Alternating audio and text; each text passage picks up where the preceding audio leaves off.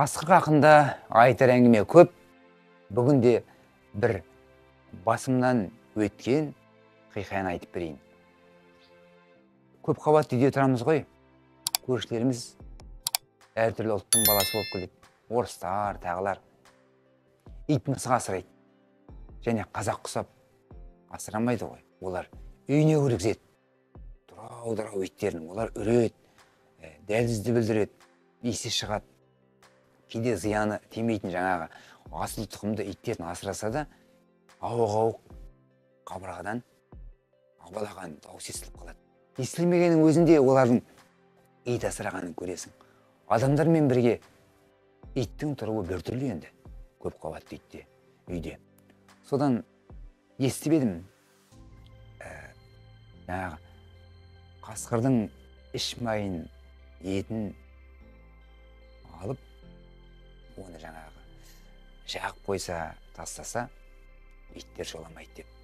Содан ұлан деген дос бауырен шегімнен сұратам ғой, осылай сен далаға көп шығасың, аңшыларды білесің деп.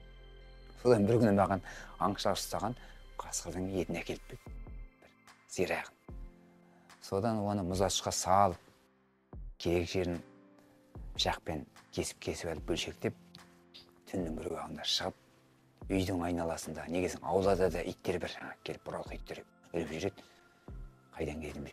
Соларды әжеге тастап, ағашқа қыстырып.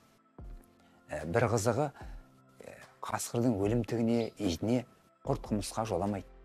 Ешбір аң жолай алмайды. Тектілігі сондай, оның терісіне, тіпті саңғырық боғына жолаймайды ғой.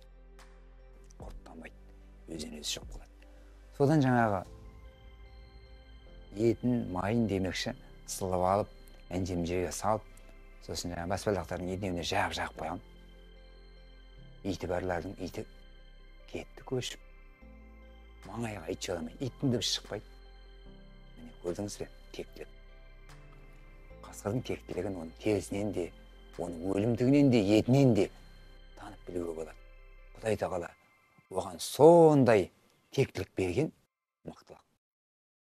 Соны біз сеземіз. Бұл да таным үшін қажет болар деп сіздерге баян еттім.